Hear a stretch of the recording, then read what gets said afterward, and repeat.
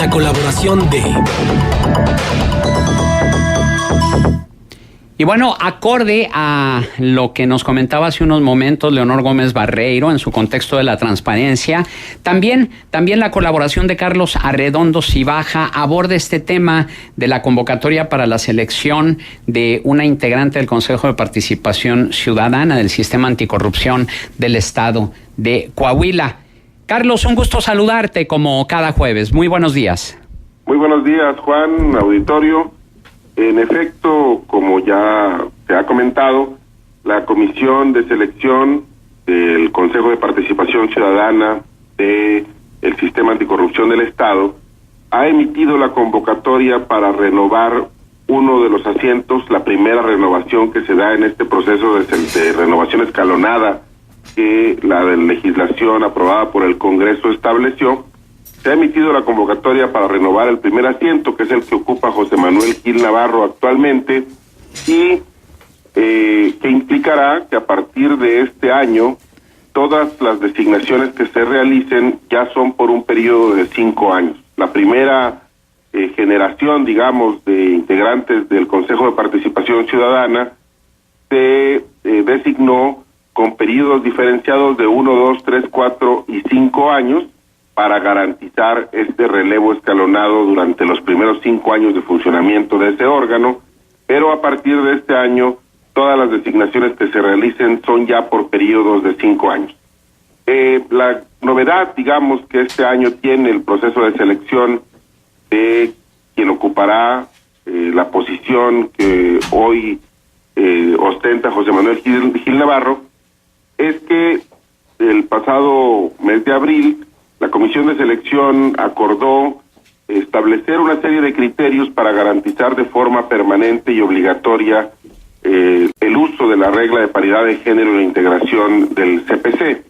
Y además que, dado que tiene 5 miembros este órgano colegiado, un año la mayoría correspondiera al género femenino y otro año correspondiera al género masculino. Para poder lograr esto, se determinó que a partir de este año las convocatorias anuales que se lancen para renovar un asiento del CPC sean dirigidas exclusivamente a miembros de un solo género, y corresponde iniciar este proceso con una convocatoria exclusivamente para mujeres, de tal manera que en esta ocasión a la convocatoria que se ha expedido solamente pueden concurrir representantes del género femenino, porque eso lo que va a provocar es que el próximo año, a diferencia de lo que ocurre hoy, en el Consejo haya 3 mujeres y 2 hombres, a contrario de lo que ocurre hoy, que hay 3 hombres y 2 mujeres.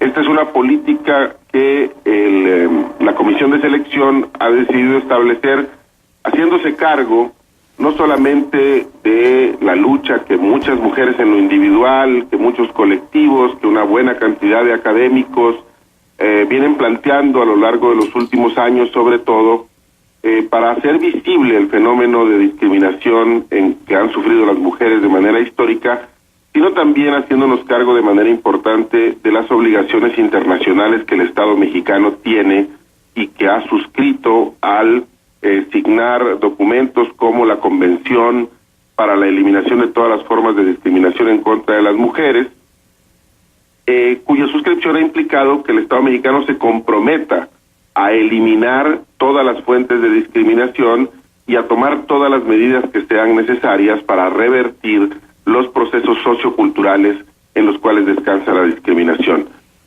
Personalmente, creo que esta política pública es un aporte interesante, al menos que ha realizado la Comisión de Selección, que va a contribuir a que este proceso transversal que se da en múltiples aspectos de la vida pública del país visibilice por un lado el problema y por el otro comience a abonarle a su solución. Digamos, en términos generales, creo que esas serían las características esenciales más visibles de este proceso que empezó el día de ayer. Pero además de la condición de género, ¿qué otras cualidades o características debe tener la aspirante para ocupar esta plaza de integrante del Consejo de Participación Ciudadana del Sistema Anticorrupción del Estado? Bueno, el resto de los requisitos están en la ley y tienen que ver, en primer lugar, con el hecho de que sea una persona con experiencia de al menos 5 años, una experiencia que sea verificable en alguno de los múltiples aspectos de que abarca el sistema anticorrupción, es decir, una persona que tenga experiencia en la administración pública, en procesos de transparencia, de rendición de cuentas, de combate a la corrupción, de verificación de responsabilidades administrativas, con procesos relacionados con la adquisición de obra pública, fiscalización, presupuesto, inteligencia financiera, contabilidad gubernamental. Todos estos atributos, digamos, y toda esta experiencia, quienes se postulen para este cargo pueden haberlo adquirido de diversas maneras. Puede ser personas que han estado en el sector público y han estado relacionados con estas materias: rendición de cuentas, control presupuestal, elaboración de presupuestos, diseño de indicadores, seguimiento de indicadores, evaluación de políticas públicas. Pueden ser personas que desde el sector privado hayan estado relacionados con cuestiones de contraloría, o una vez más de diseño presupuestal, de adquisiciones desde el sector privado, con cuestiones jurídicas de participación en procesos de licitación. Pueden ser personas que desde la academia, a través de investigaciones científicas o de la docencia, tengan experiencia en sobre todo en la materia legislativa, pero también procesos de participación en la integración de redes, en la participación de órganos colegiados dentro de las instituciones educativas de las que formen parte. Pueden ser también personas que desde la sociedad civil, a través de las distintas organizaciones que existen, hayan participado activamente en estos procesos de defensa y promoción de los derechos humanos, de seguimiento de la actividad gubernamental, de combate a la corrupción, de impulso a las actividades de la transparencia en el país. Entonces hay un gran abanico de fuentes de las cuales puede surgir esta experiencia que en primer lugar se le exige a quienes desean participar.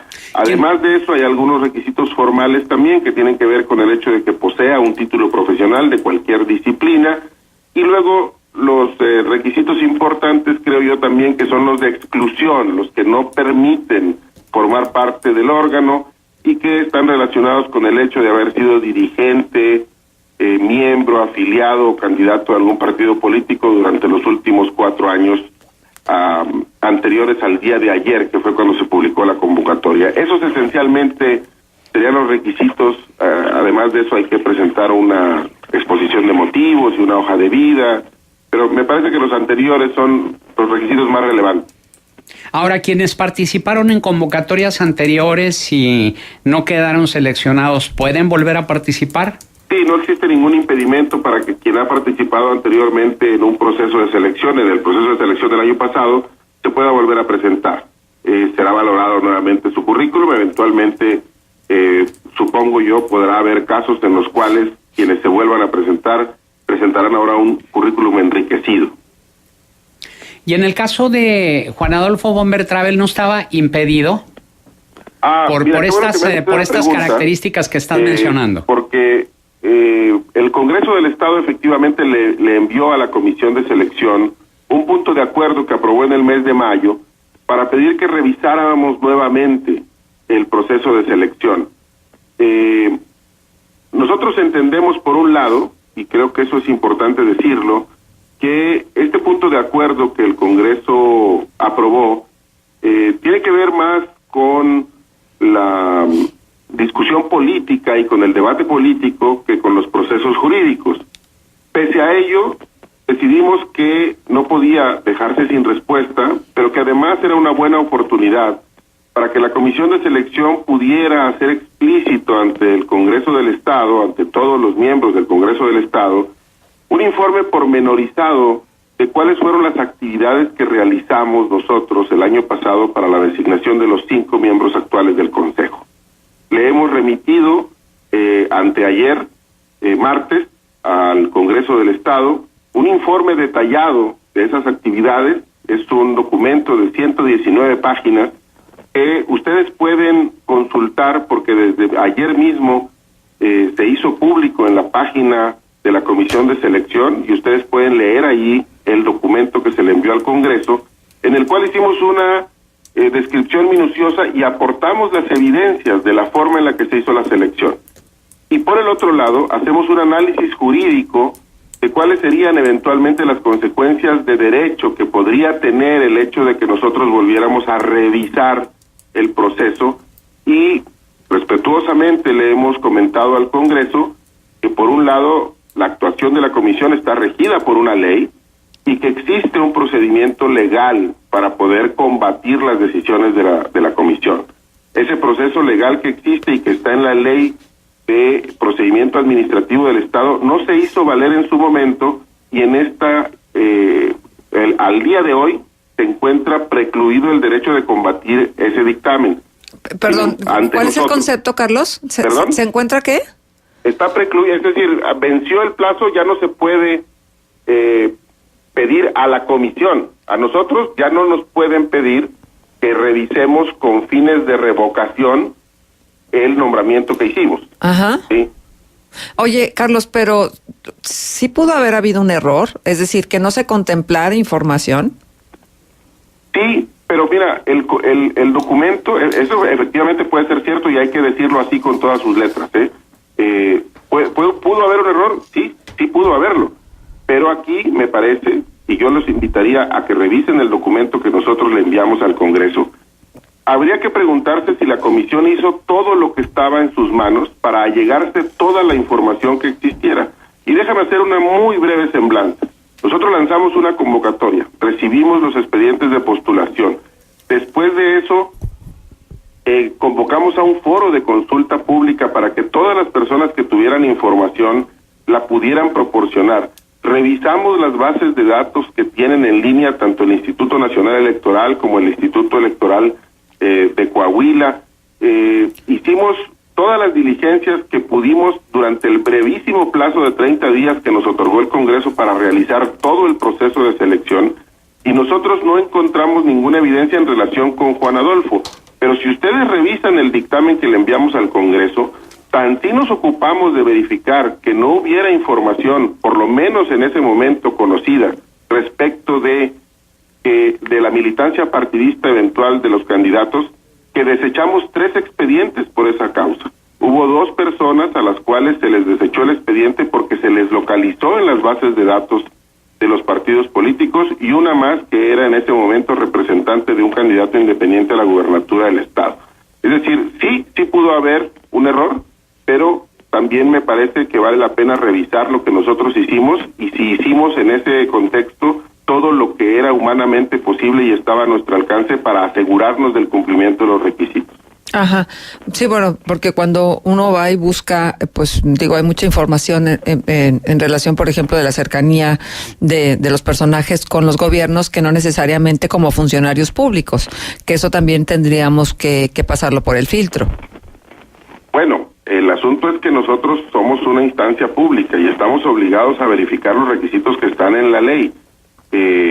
Digamos, las apreciaciones de la cercanía es un concepto que yo no desprecio, pero que no está en la norma, y entonces se convierte en un criterio subjetivo que no está soportado en la ley, y eso volvería endeble las decisiones. No digo que hay que despreciarlo, pero justamente por eso se abrió un espacio para que este tipo de cuestiones se pudieran ventilar, y nosotros convocamos, y no se convocó de manera trivial al foro de consulta, ¿sí? Se pagaron inserciones en los principales periódicos del Estado, se emitieron boletines de prensa, se reiteró la invitación a través de diferentes entrevistas que se concedieron, se emitieron pues docenas de tweets y de estados de Facebook en los cuales se invitó a la ciudadanía a que participara y a que aportara información.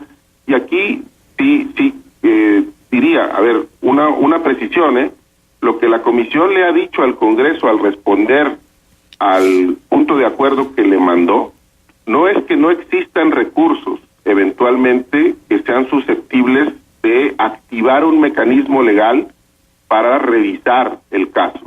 Lo que le hemos dicho al Congreso es que nosotros no somos la instancia. Por un lado, porque el plazo se venció, y se venció hace mucho tiempo. La ley concede 15 días hábiles después de emitido el acto. Y por el otro, porque existe una jurisprudencia reiterada de la Suprema Corte de Justicia de la Nación, en el sentido de que las autoridades administrativas no pueden revocar sus propias decisiones cuando éstas han generado derechos en favor de terceros. Entonces, no es que no existan recursos, es que la comisión de selección no es la ventanilla adecuada. Ajá, pero creo que hay una obligación inherente al quehacer del sistema estatal anticorrupción, ¿no? Y al Consejo también de Participación Ciudadana, que es que todo sea absoluta y totalmente transparente y que no haya el menor viso de duda en relación a las decisiones que se están tomando. Bueno, en ese ejercicio de transparencia, Marcela, nosotros inmediatamente después de que le entregamos al Congreso el dictamen que aprobamos, lo hemos hecho público en su integralidad. Las 119 páginas que conforman el dictamen están en línea en nuestro sitio, se pueden leer allí está la explicación. Puede haber personas que no compartan el punto de vista que nosotros hemos ofrecido, pero lo que no se podrá decir es que nuestra posición y lo que hemos decidido no está exhaustivamente explicado con fundamentos jurídicos y con razones de orden material a partir de lo que nosotros hicimos. Se puede no estar de acuerdo con nuestra posición, pero nosotros estamos siendo absolutamente transparentes. Hemos ofrecido al Congreso del Estado acudir a la legislatura si eso es necesario para ampliar la información y explicar en mayor detalle las razones de nuestra respuesta, y hemos establecido una vez más en nuestro dictamen que ese dictamen es recurrible ante el Tribunal de Justicia Administrativa, y quien no esté de acuerdo con él y considere que nosotros hemos violado alguna norma de nuestra actuación a partir de la emisión de ese dictamen puede ir a los tribunales y controvertir lo que nosotros hemos dicho. Es decir, me parece que también le vendría bien a la discusión pública un poco de rigor en relación con aquello a lo que nos obliga la ley, sobre todo a los servidores públicos, porque en este caso la posición respecto de este caso ha venido del Congreso del Estado.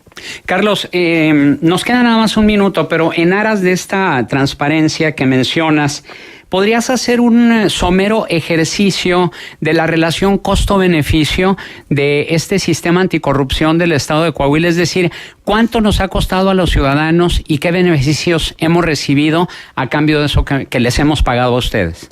Bueno, nada más decir que a nosotros no nos pagan, ¿sí? Les pagan a todos los demás, menos a los miembros de la comisión de selección, ¿sí? Correcto. Nuestro trabajo es honorífico. Sí. A ver, pero digámoslo sin ambigüedades, el sistema anticorrupción le cuesta muchísimo a los ciudadanos. Es un costo altísimo porque integra toda una serie de instituciones. Claro. Cuales existe una alta expectativa.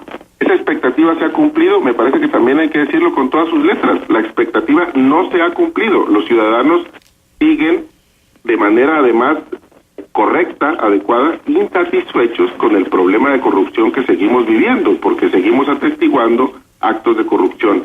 Se está avanzando en este sentido hacia realidades deseables. A mí me parece que sí. Creo que un buen ejemplo de eso es este proceso que se ha logrado impulsar desde la sociedad civil, principalmente de La Laguna, para que se nombren a los contralores de los órganos autónomos del Estado. Pero eso es claramente insuficiente y eso no es lo que está esperando la ciudadanía. Lo que está esperando es que se castigue a los corruptos, que se les identifique, que se les someta a proceso, que se les someta por lo menos a responsabilidades administrativas en todo caso. Y me parece que sí, que la insatisfacción permanece y que la insatisfacción está justificada. Habríamos de pedirle a los integrantes ejecutivos de este modelo pues que aceleren el paso. Muy bien, Carlos Arredondo Cibaja, agradecemos como siempre tu valiosa colaboración aquí en Contextos. Al contrario, muy buenos días. Buenos días.